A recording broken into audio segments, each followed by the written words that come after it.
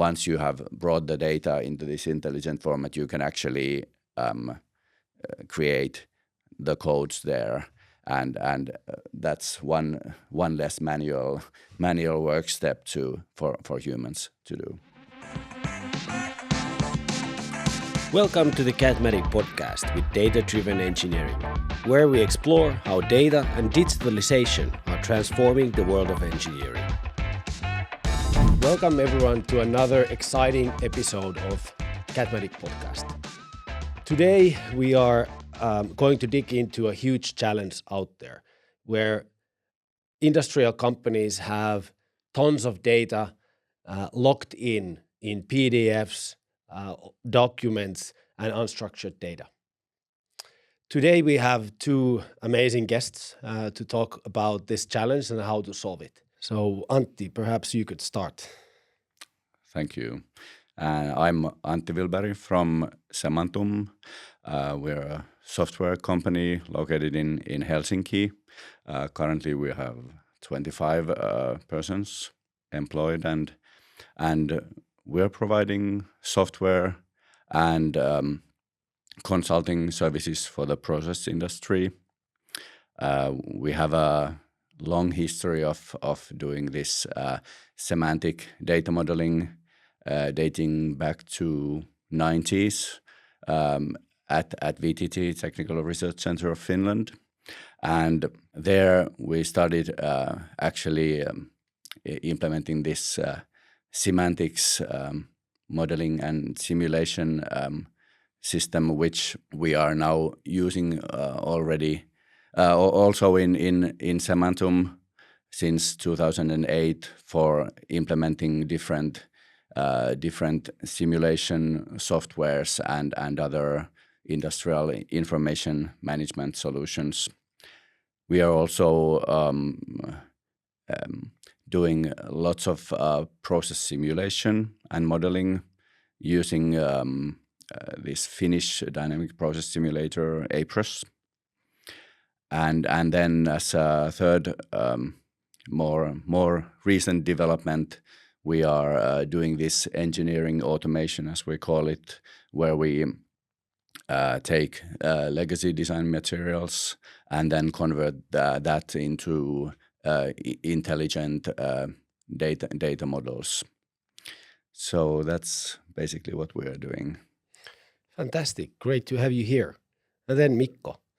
My name is Mikko Yllikäinen. I work at Cadmatic as the Vice President Product Creation with the responsibility area of our information management applications and their product development. So perhaps we could start then by just briefly explaining how these two companies are working together. We have a long-standing cooperation already dating back many years, but now with this new model broker legacy diagram conversion software, we have been stepping up our collaboration since 3 years from now, and this diagram conversion is one key area, and also we are working together on these process simulation topics. If you imagine that there's tons of data locked in PDFs and drawings and everywhere, and there's a huge potential value of unlocking that data and having it accessible easily in context, but also available for let's say future applications of AI. But why does that happen? Why is the data locked into these documents and drawings and so forth? As we know, the life cycles in the process industry, they are really long. So we're not talking about the quarter year, but like the quarter century in process industry. So that means you can imagine or try to remember, like for example, in the 80s, what were the computers then, and what kind of tools you had, and for many of these facilities, much of this data has been created at that time. and it's the document formats, legacy document formats are used there, and the tools were what they were. So it means that they are not easily translated into these modern systems. Also, we have as the projects are very large, so we have many different stakeholders there. So we have data handovers, and in many cases, like the handover, even if the data was originally created like as intelligent data, then the handover will be just documents, and we are actually like losing much of that information. And basically, it has been, of course, possible to make all this old data intelligent before by manual work of engineers, but that's quite time consuming and costly. So it's understandable that it won't be done if there is no like clear business reason for doing that. But luckily now we have better tools that using them we can more efficiently make this information intelligent also. The old facilities are clear. There's not much, let's say, the history guarantees that there was not much tools to do it in a standardized way. And now in the more modern cases, I think money comes to play.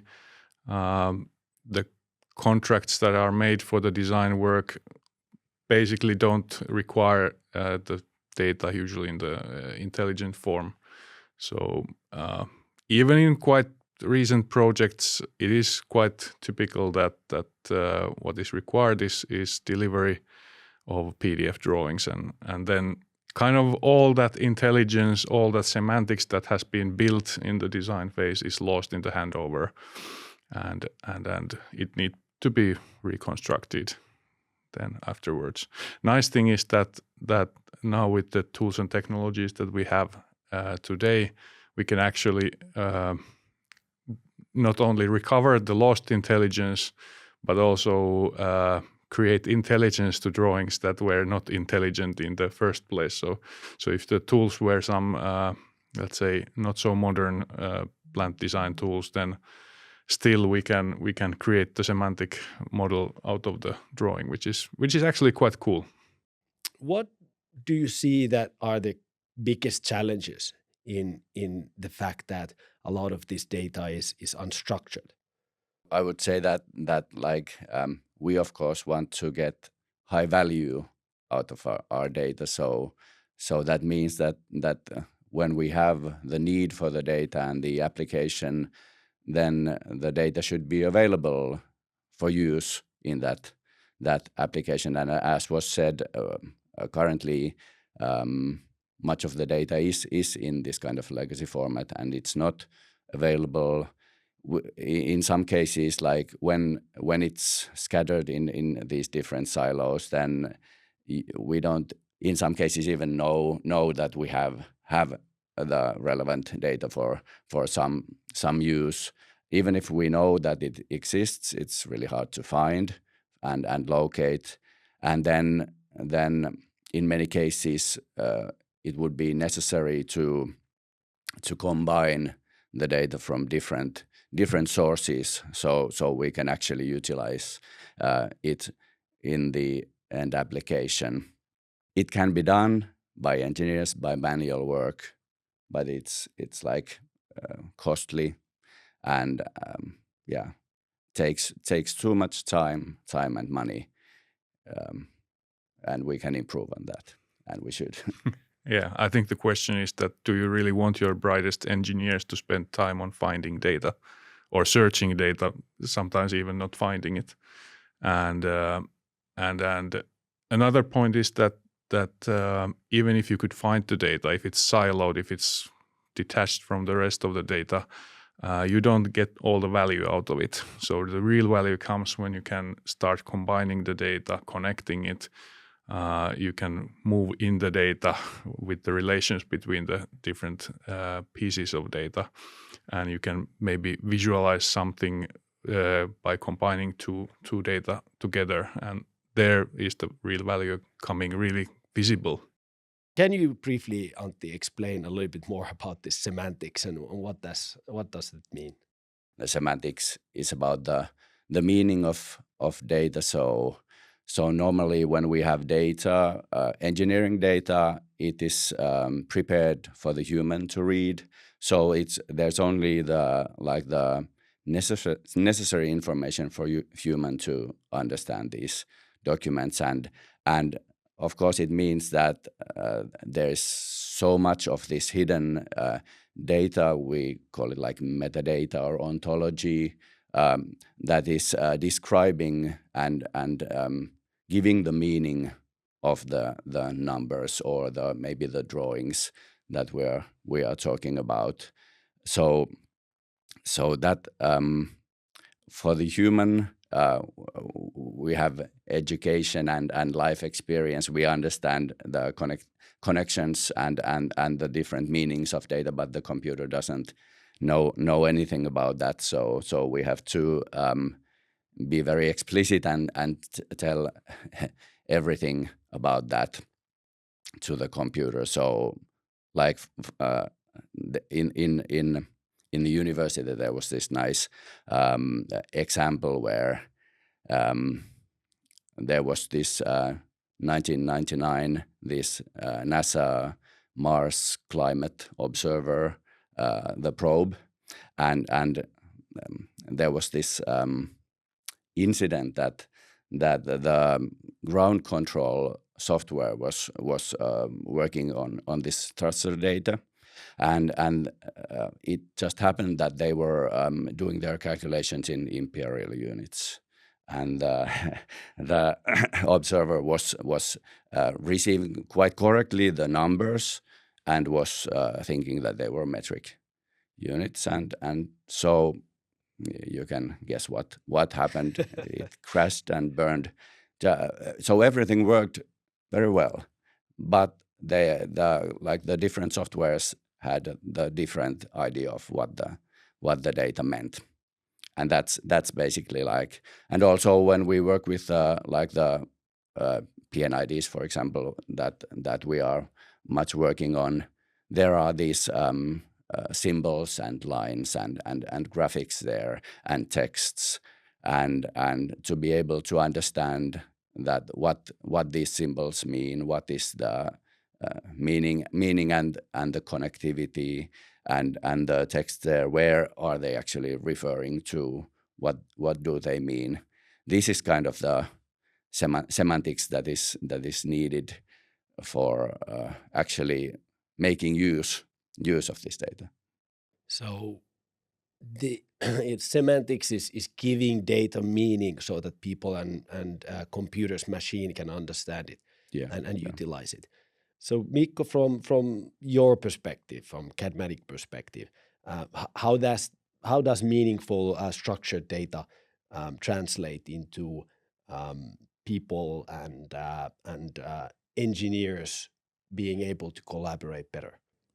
So I think having a good data is the foundation to provide users the correct answers, and traditional saying "garbage in, garbage out" is maybe describing it quite well. That if your data is not good, it's not, then you cannot extract the value from it in the real life use.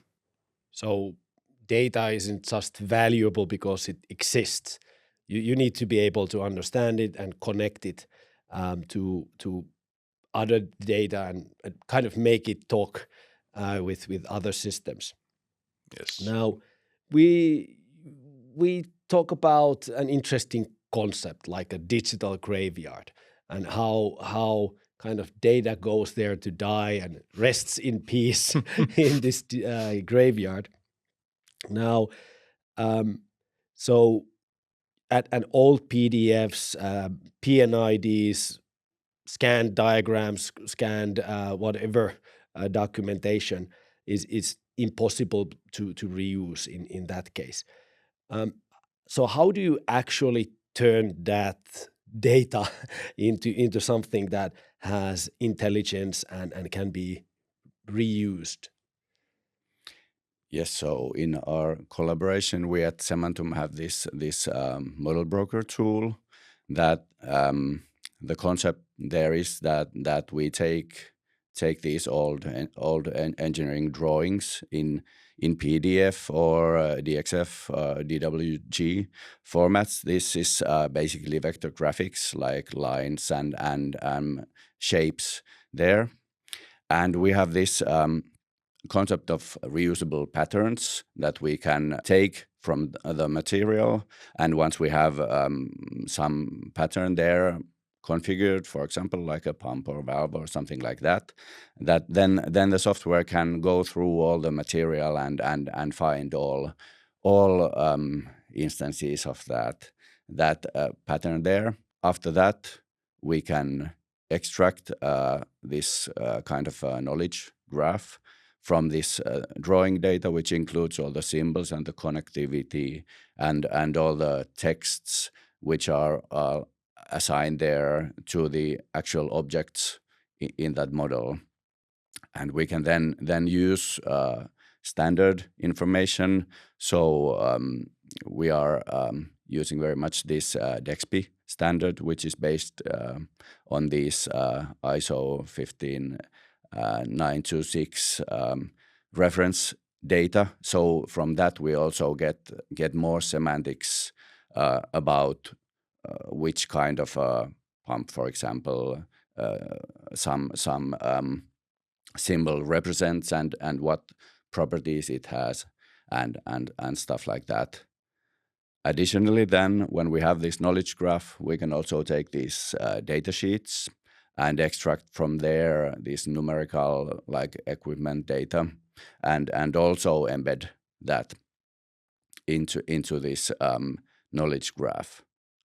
Furthermore, then what we are at Semantum, like we are concentrating on these simulation models, we can then generate a simulation model from that knowledge graph and you use it to create some process values and also add that also into the knowledge graph. So with these kind of tools, we can really make the legacy non-intelligent data into this intelligent and useful modern data model.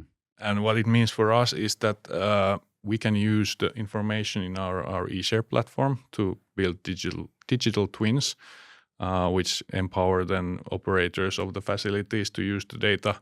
But it also allows us to utilize the same data in further design. So if there is a need to make modifications or something to the drawings, you can continue the design work with an intelligent drawing right in the modern design tools. So it actually allows also this kind of projects where you need to make changes to the design and you don't need to redraw the whole thing to get started. It would be also interesting to talk about kind of a concrete customer case in this context. If there's something that you could share where it's kind of a real world application of this that has already been done. You have already like mentioned this case that for example with Fortum there has been this collaboration using eShare and we have doing this bringing this legacy material there into eShare and using this semantic information also to help this establishing this linking between different systems using these tags. So that's one example of why this semantics is and this information model is important. That if you use, for example, the KKS coding system, then it's like the codes are hierarchical, and they are, when you look at the PDFs, you probably see the parts of the KKS there, but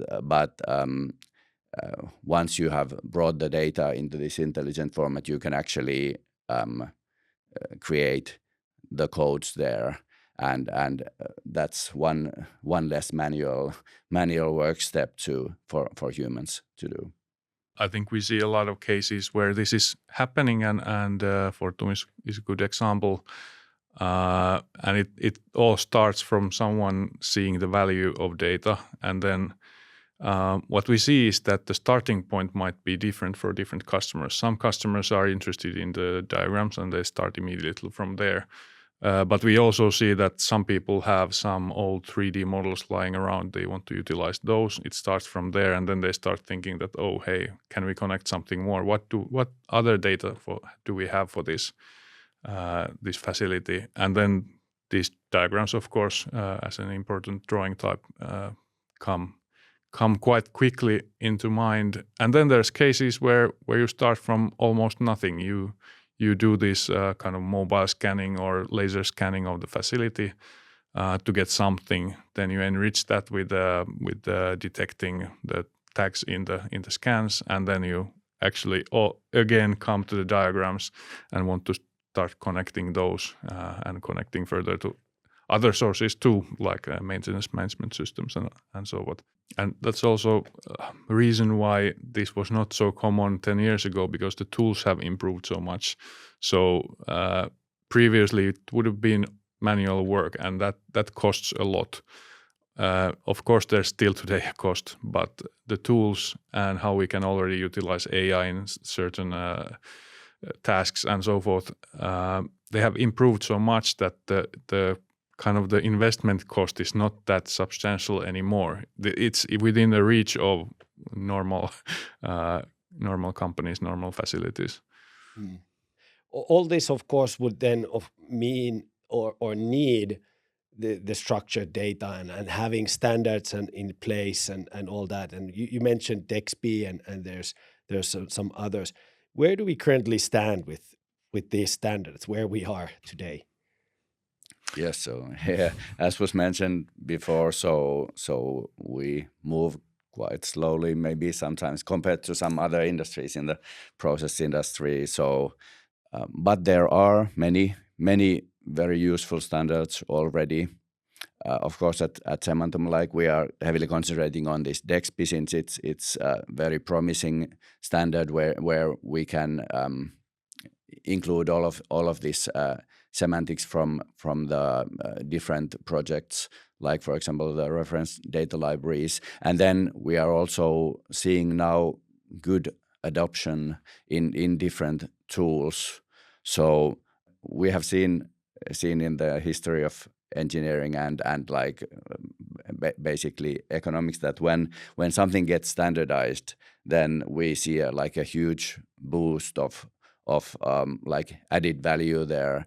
It makes it possible for different stakeholders to really interoperate, and it removes these kind of barriers and monopoles, and like really lets the market economy do its magic there. So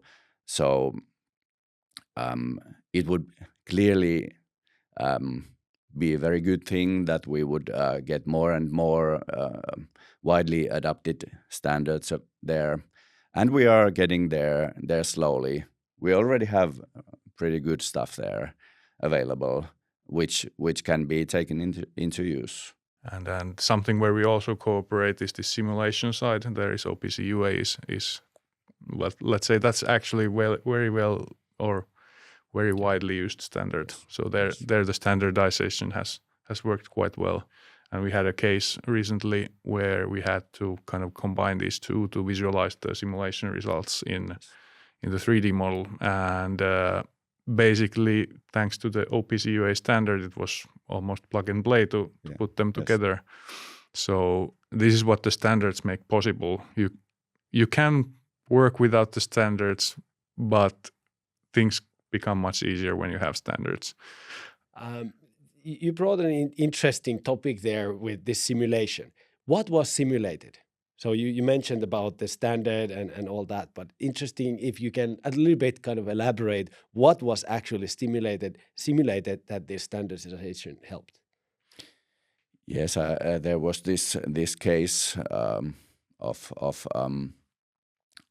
marine simulation in this research project, this virtual sea trial. So the idea is that we create a dynamic process simulation using, actually we have a long history at Semantum using this APROS process simulator, a Finnish, well established dynamic process simulator, and there we kind of, it's a similar idea there as we do the prototyping of like cars before we drive them to the wall.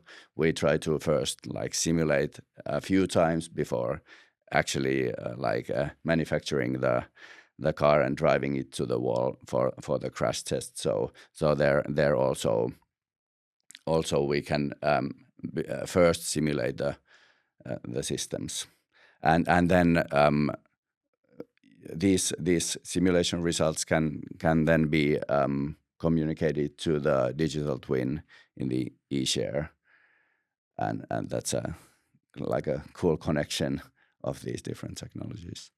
Right. Yeah. It was kind of a tangent, but it was so interesting to hear about the simulation piece in that. Now, going back to making data and having that meaning and connection, you've said that also that standardization, Antti, you said that standardization is not about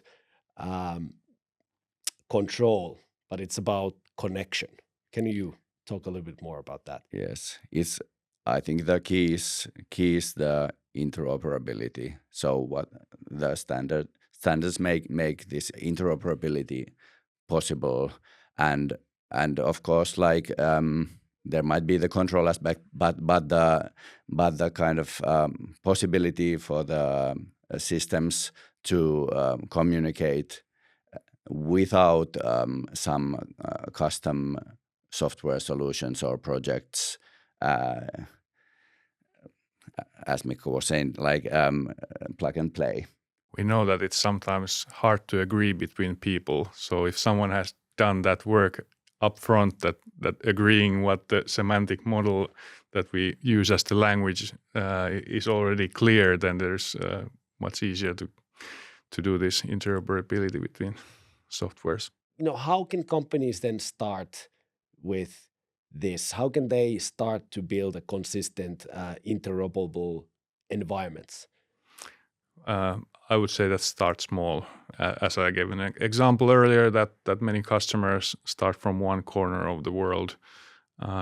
In let's say process industry, of course, the process diagrams are in so central role that's quite good place to start. Also, where people usually want to start is that they want to see something visual. They want to see kind of a digital copy of the facility where they can walk, and I think those two, and then when you start connecting those and then extending further, that's quite good strategy. We've seen a lot of success with this kind of, if you start by defining that, okay, we need to first define everything and then we implement, usually you die trying in the middle of the definition process because it's just too much to do on one go. But so once data is made meaningful and it's connected, it starts understanding, the systems start understanding each other and the data understands each other, it unlocks a lot of innovation. And then, of course, when we talk about innovation, today you can't really talk about innovation without mentioning AI. So what does what we've now discussed, also unlock for AI use and implementation? I see that there's kind of AI is really interesting topic to discuss here because AI works with data, and I see that there's benefits both in the beginning of the process where you can utilize AI to extract data, as Semantum is doing, extracting from the data sheets, and we are doing with eShare extracting from laser scans, the tags and so forth. So it is really helpful to operate on a piece of data. Then AI is also, I think, providing potential on how to work with the data. And there I think this approach with structured data is important because it has its limitations. AI is very good at working on a local piece of data where you have a limited set of things, but it's not very good at efficiently working with large data sets that are live changing and need to be updated, which is what this information in industrial facilities is. So there, for taking best out of the AI, I think you need to have you need to help it. You need to provide the structure to the data and semantics to the data, the ontology to the data, and then I think AI can work more efficiently. And this is how typically the AI systems working with this kind of big live data work. There are techniques like RAG and MCP that kind of help AI to work on so large data sets that it could not kind of memorize all of it, but it has a way to find what it needs when it needs, and that's, I think, even with AI in the picture, the phase of creating the structure to the data is relatively important. How can AI help there, Antti, with this unstructured data?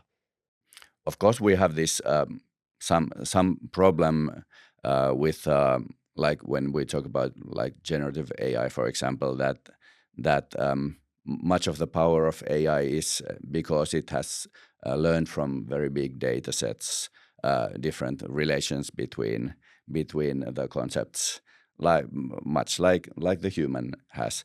But in many cases, like in our industry, this crucial data is highly secret IP of the companies, so that it won't be like, you won't probably or who knows, but like if you ask like a general chat GPT about these things, probably it hasn't seen that much of this material. So you need these solutions where you will actually feed your own AI model with your own secret data. And due to lack of standardization, all the materials are a bit different between companies. So Yeah. even starting from symbology and naming rules and everything, there's usually standard, which is called the company standard. Yes. And sometimes, of course, they resemble each other, but there are some slight differences between cases, and you cannot really rely on common knowledge there. Yes, that's something we have clearly seen when we have been doing lots of these transformations, that even though kind of standard P&IDs, they are always different. Right. My standard and your standard. So, with Cadmatic, what we've discussed also before with previous guests is where, you can use AI to, let's say, scan tags or understand scanned, let's say, point clouds and such. How is Cadmatic utilizing AI? That is one very good example. So we have in eShare functionality that you can, when you have made scans, it can be laser scan, the traditional point cloud generated with a laser scanner, or this tripod. Or now more recently, it's quite popular to use these SLAM-based mobile scanners, which means that you throw a backpack onto your back, and then you walk through the facility, and some magic and engineers working there, and the result is that you actually have both point cloud from the facility and this really nice 360 photos like Google Street View type. So we work with both of those, and we can extract using AI the tags from the material, meaning that if there are human readable tags in the photos or in the point cloud, we can extract those and connect it to the rest of the data. And that's actually speeding up the process quite substantially, because you don't have to have a ready-made 3D model available. You just walk through with the backpack scanner, and the AI is picking the tags that it can find, and we can use as reference, for example, the list of tags found from the P&IDs and with Semantum's technology, and with that guide the AI to choose the tags that really match the process equipment and instruments and valves, and so those that actually exist in the plant. And that's good example how this something that has been manual step previously is with the power of AI much easier today. To wrap up, what would be some of the key takeaways that you would want to leave with the listeners today? If we start with Antti. Yeah, I would like to kind of underline that just having a very large amount of any data is not maybe automatically, it doesn't mean that you get the value from the data, but you actually need to transform that into a more intelligent format, and then start unlocking all these applications and the AI and different possibilities that we have there, and also that yes, it has been maybe it has not been done because that much because it has been expensive, but now we have more tools that are making it significantly quicker and less expensive. So there's maybe a good time to reconsider if you want to still leave your valuable data in the graveyard or take it into good use. It requires some investment. It requires some like kind of vision that you will actually get a return to that investment. But it's becoming like more and more obvious that this return will be there. Yeah, I think as a key takeaway, if you have a lot of raw data, it's really not data. Definitely, it's not information. It's basically just noise. And take control of your data. It's possible, not so challenging anymore today. And best time to start was yesterday. Second best option is today. So start today. Start small and grow. Looking ahead, is there still something that you kind of see as an inspiring future with regards to what we've discussed today? Yeah, I see. Like being an engineer in this modern world is like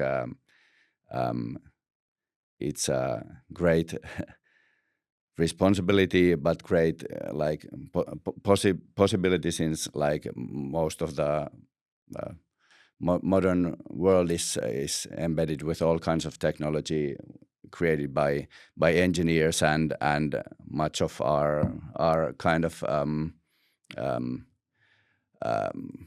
higher living standard is because of the new technology that we're constantly creating. And also we have like a very big problems in the world at the moment, and I also believe that it's much about the business of engineers to find solutions also to these.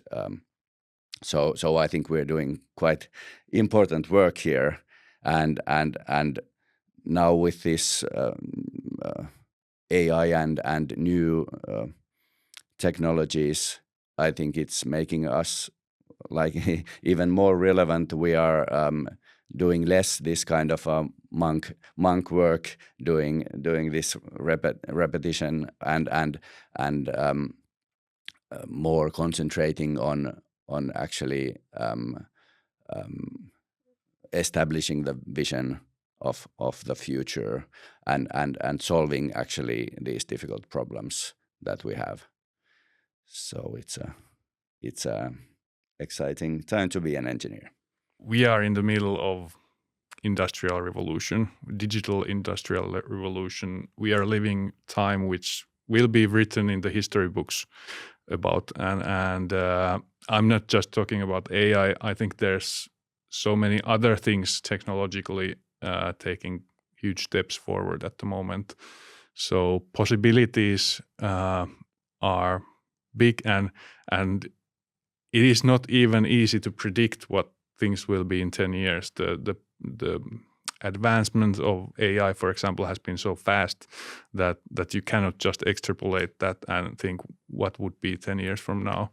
And I think with great power of technology comes great responsibility of solving these big challenges of our generation, making sure that there is earth to take care for the future engineers too in the future. So I'm pretty excited. Well, I think that's a good ending quote. I'm pretty excited, but also kind of making the world better for future generations. And now we're in this phase where technology can incrementally help in doing that. Maybe a bit cheesy ending, but I think it's good to end there. Yeah. But it's still true. Yeah. I think. Right. Thank you, everyone. Thank you for joining this episode of the Cadmatic podcast.